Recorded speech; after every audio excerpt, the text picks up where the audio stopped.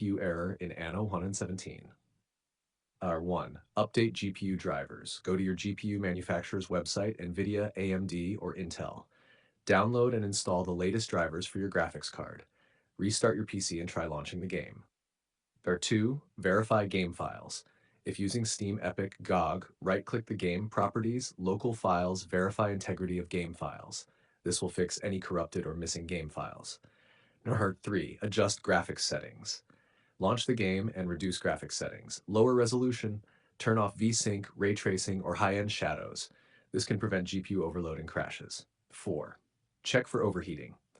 Make sure your GPU is not overheating. Clean dust from GPU and fans. Monitor temperature using MSI Afterburner or HW monitor. Keep temperatures below 85 degrees Celsius. 5. Update DirectX and Visual C++.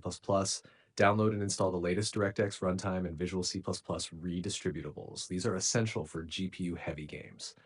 6. Disable overclocking. If your GPU is overclocked, revert it to default clock speeds. Overclocking can cause GPU errors in some games. 7. Run as administrator.